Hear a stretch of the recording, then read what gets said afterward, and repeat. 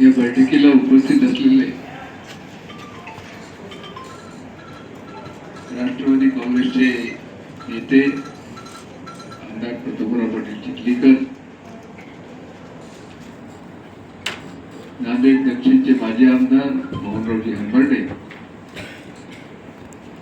आपले मुखेडचे माजी आमदार अविनाशजी घाटे, दक्षिणचे आपले जिल्हाध्यक्ष शिवराज पाटील घोटाळकर, उत्तरचे आमचे श्रीमान रावणगावकर, प्रतापरावजी म्हणाल्याप्रमाणे नांदेड जिल्ह्याचे आपले अध्यक्ष ओमप्रकाशजी पोकर्ण काही कामाच्या निमित्तानं बाहेर गेलेले आहेत. नांदेडचे कार्यकारी अध्यक्ष माधवरावजी पावडे, आमचे प्रदेशचे सरचिटणीस वसंतरावजी सुगावे, माजी उपमहापौर सरजितसिंहजी गिल,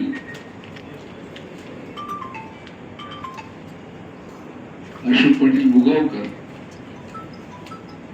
युवक काँग्रेसचे जिल्हाध्यक्ष बालाजीराव शिंदे, आमचे मित्र आमचे सहकारी नागनाथरावजी केसेवाड, या ठिकाणी उपस्थित असलेले कंधारचे नगराध्यक्ष शरद पवार, आपल्या कंधारचे आमचे उपाध्यक्ष मनन चौधरी आणि लोह्याचे अध्यक्ष आमचे शरद पवार, देगलूरचे आमचे माजी नगराध्यक्ष लक्ष्मीकांत पद्मावत, आताचे आमचे देगलूरच्या नगर परिषदेचे प्रतिनिधी अध्यक्षांचे बालाजीराव टेकाळे, मोठ्या संख्येनं तालुक्यातून आलेले सर्व पदाधिकारी, पत्रकार मित्र आणि उपस्थित बंधू आणि भगिनी, अतिशय विस्तारानं प्रतापरावजींना आपल्याला या ठिकाणी जे प्रामुख्याने या सभेचे दोन विषय आहेत, एक तर संघटना मजबूत करणं BLO नेमणं, आणि त्याचबरोबर आपले नेते स्वर्गीय अजितदादा पवार यांची जयंती आपण मोठ्या प्रमाणात पूर्ण जिल्ह्यामध्ये साजरी केली पाहिजे, आणि प्रदेशकडून ज्या सूचना आलेल्या आहेत त्याप्रमाणे आपण कार्यक्रम घेतले पाहिजेत, या संबंधी प्रतापरावनं अतिशय विस्ताराने त्या ठिकाणी सांगितलं. मी तुझ्या विस्ताराने जात नाही, पण प्रतापराव आपण अतिशय सुंदर कल्पना मांडली. आपण कंधार लोह्यामध्ये ज्या ज्या ठिकाणी प्राथमिक आरोग्य केंद्र त्या ठिकाणी नाही कार्यक्रम चालू आहे, आरोग्य केंद्र त्या ठिकाणी आपण कॅम्प घेणार आहोत मेडिकल. माझी आपल्याला विनंती आहे, देगलूर असेल दिल्ली असेल सगळ्यांची मी नावं घेणार नाही, त्या त्या ठिकाणी आपण अशा प्रकारचा जर उपक्रम केला तर त्याचा खूप मोठा परिणाम होईल तुम्हाला. आणि प्रतापरावनं अजून एक अतिशय महत्वाची गोष्ट तुम्हाला सांगितली, ती म्हणजे त्याच दिवशी 22 तारखेला राज्याचे मुख्यमंत्री देवेंद्रजी फडणवीस यांचा वाढदिवस आहे.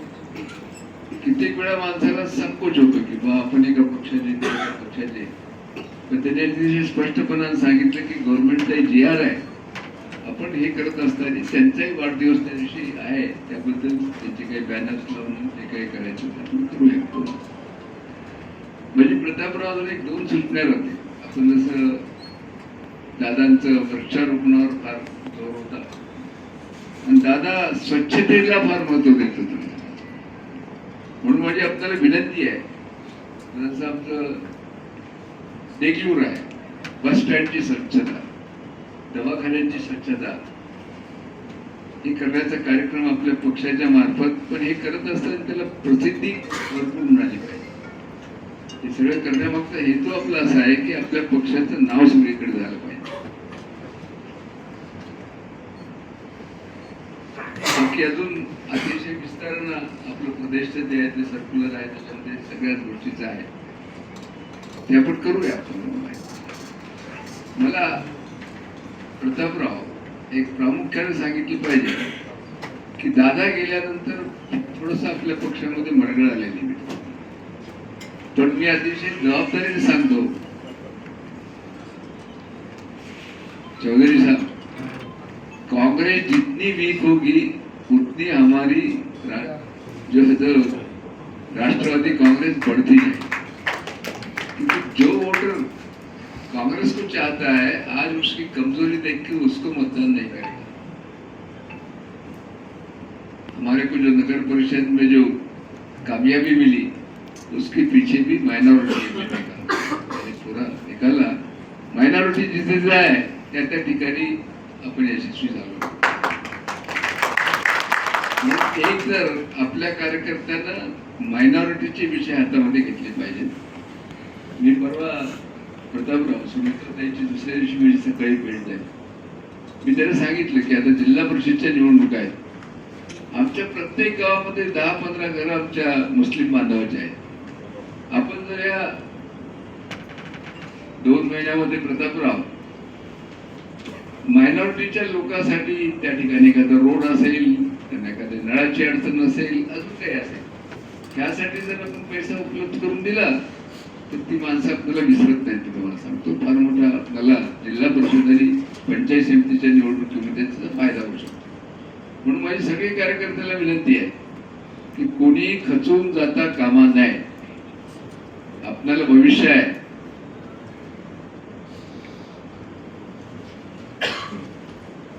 आता बरीच मी ऐकलं, तुम्हाला माहित नाही, काही लोक दबक्या आवाजामध्ये चर्चा करतात की दादा कुठं जाणार आहे, चर्चा होती दबक्या आवाजामध्ये। मी तुम्हाला एकच सांगतो, मी कुठेही गेलो तर प्रतापरावला घेऊन जाईन तुम्हाला।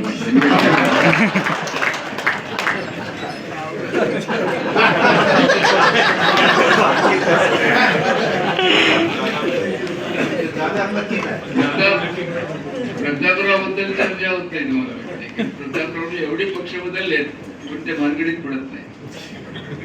म्हणून मी आपल्याला एक सांगतो, तसा काही विचार नाही, आणि केलंच तर प्रतापरावला घेऊन जाईल एवढं मात्र नक्की आहे। मी तुम्हाला सांगतो, फार वेळ घेत नाही, खूप मोठ्या संख्येने सर्वजण आला। सर्वांचं स्वागत, जय हिंद, जय महाराष्ट्र।